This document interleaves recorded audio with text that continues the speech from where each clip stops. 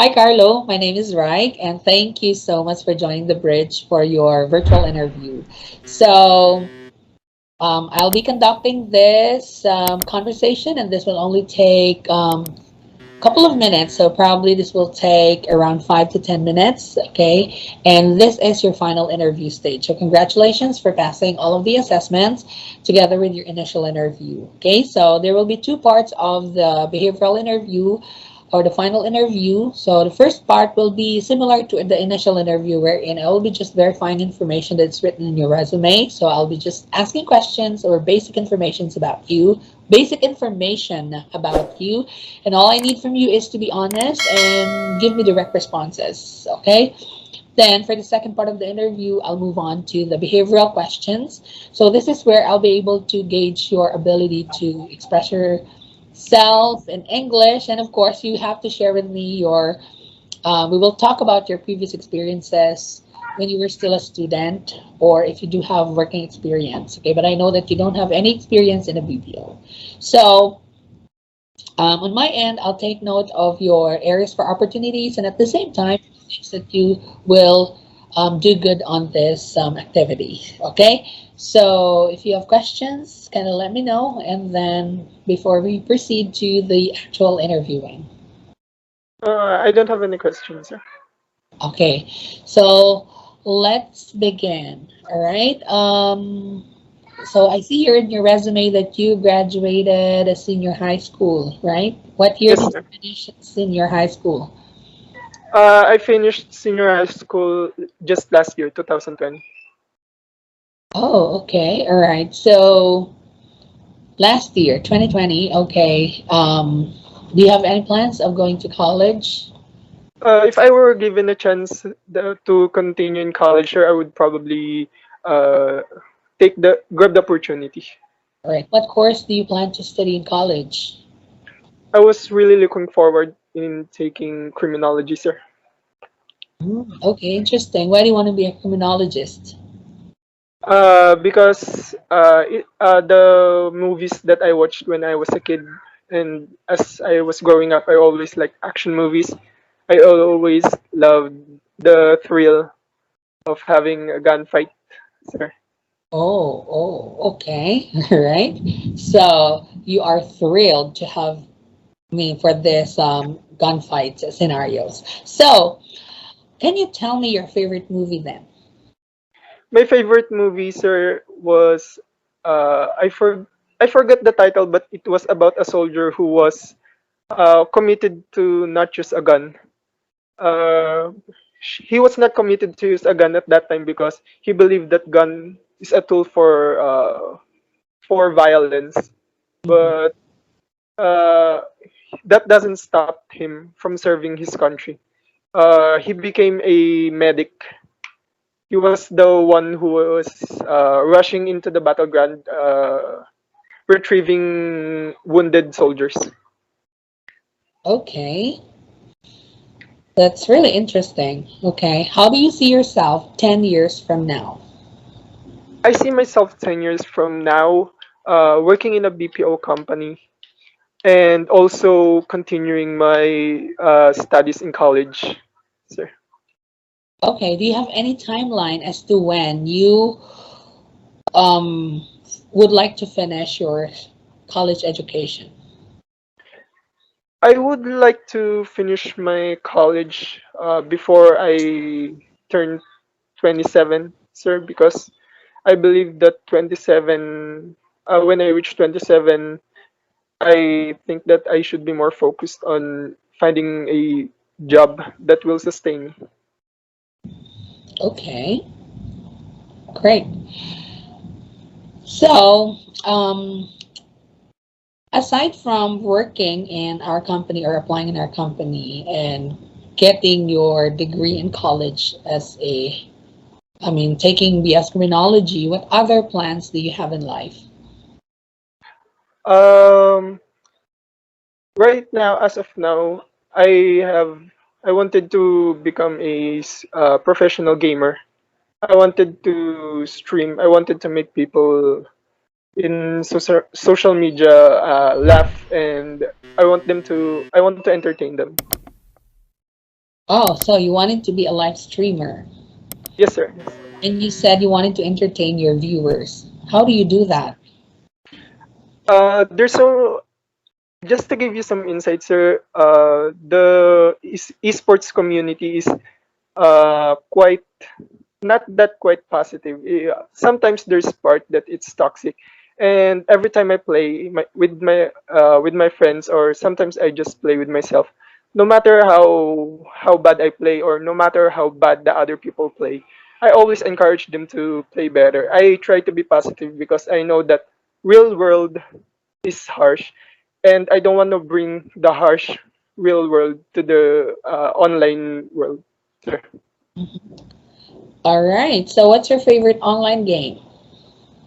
Right now, my favorite online game is Wild Rift. All right. Can you walk me through on how to play that game? Because I really don't have any idea on how to play that. Wild Rift is actually like a Mobile Legends, sir. But Wild Rift was not available uh, since 2020. And for the people who knows Wild Rift, for sure they know League of Legends, because Wild Rift came from the game League of Legends, which is playable only in PC. And as of now, sir, I don't have a PC. That's why I'm focused on playing Wild Rift, because as I said, I don't have PC, and I don't have a way to play League of Legends. Okay. All right. Thank you. All right. So, this time I'll be moving on to the next level of questions. I'll be moving on to the behavioral type of question. So, all I want from you is to relate your answers based on your experience as a student. Okay. Okay. However, if you do have working experience in the past, let's say a part-time, then you can also use that as you can also use those experiences for you to be able to provide me the situation and then the action and the result. Okay, so basically, what I need from you is just the actual scenario or situation that you were able to encounter in the past, and then I want you to tell me how did you take care of it, and how did you deal with it, and tell me the end result. Okay, sir. Right. Any questions before I move on to my very first behavioral question? No question, sir. Perfect. So let's let me ask you my very first question.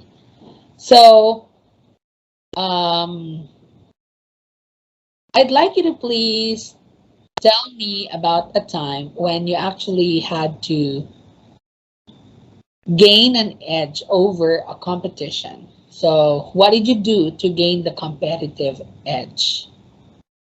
Uh, so when I was in senior high school, I was really enthusiastic about sports, and at that time, I joined two sports. It was taekwondo and table tennis. But at that moment, I'm really focused on taekwondo, and it was really unfortunate because I was uh, I was with the same bracket with a black belter, and I was just a starter.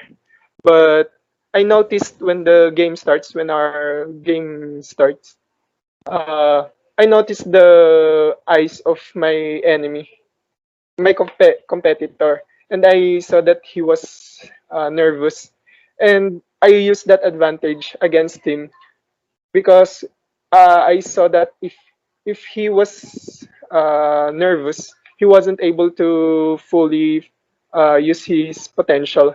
So at the end of that fight, sir, I was really shocked that I won, because I was able to hit him on the head 5 times.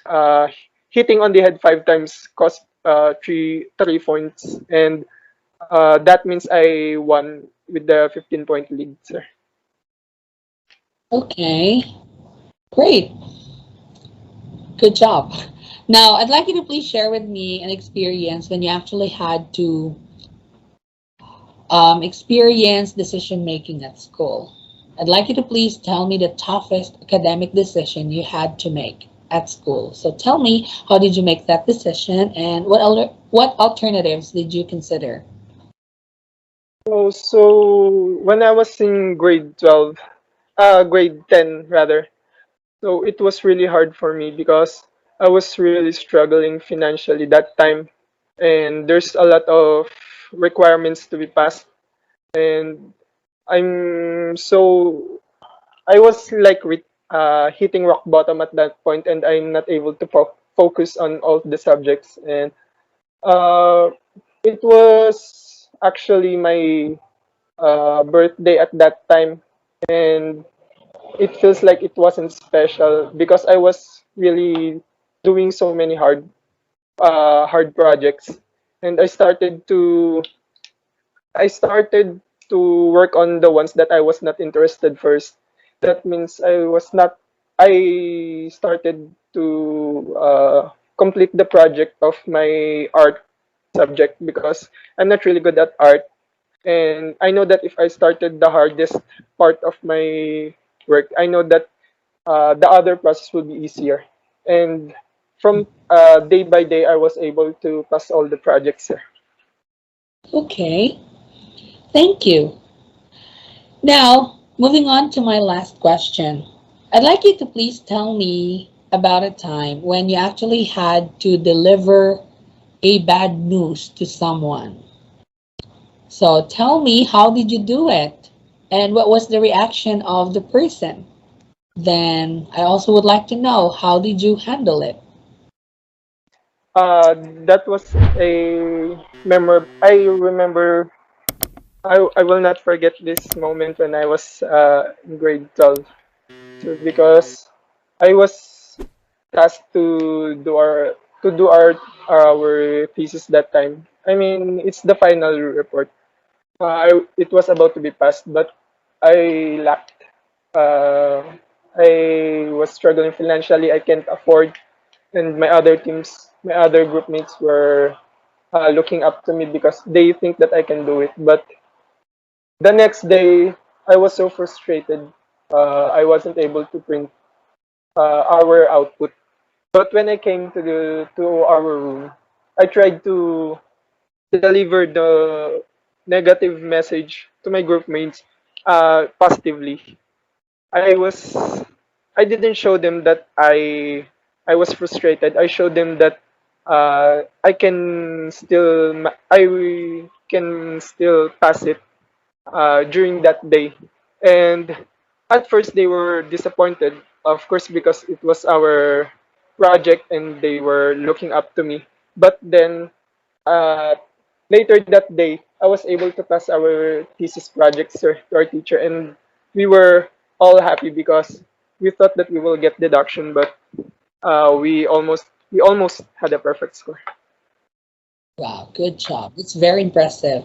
So I guess I was able to get everything that I needed to know from you, Carlo. All right. So before I give you my feedback, do you have any other questions or concerns? No questions, sir. Okay, perfect.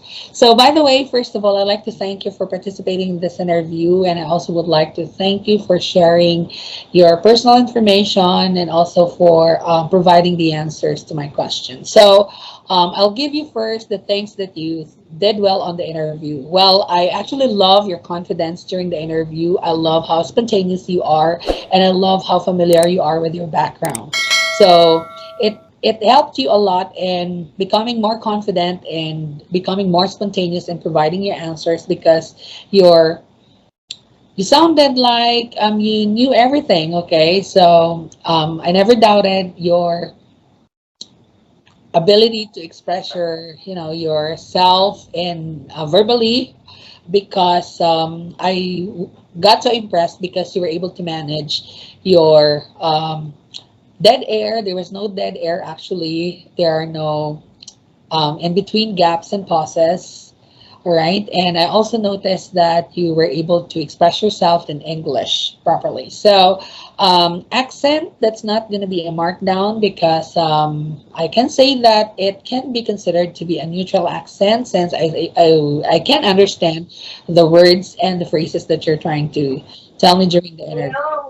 Then, Another thing that I like about the interview is you really have a very good comprehension. So meaning to say, sorry, the thunderstorm is there. So you really have a very good comprehension because I can't recall a time when you asked, I can't recall a time in the interview when you had to ask me to repeat the question. So most of the questions or all questions you were able to answer it right away. Then, so probably because of the good connection and probably because you were really listening actively. So that's why you can easily relate and you can easily provide the answer. So that's really good. And for the things that could have done better. Well, for a starter like you and for someone who doesn't have any working experience, I can't, right now, I have to be honest that I can't really see any areas for opportunities at the moment. So all I can say is to keep up the good work and congratulations for passing this interview. So that's it for my feedback. So keep it up Thank and you. continue to do it. Thank you, Pops. Thank you. All right. So you're welcome. Do you have any other questions? No, no question, Pops. Thank you. Okay, dokie. So that's it. All right. So we're good.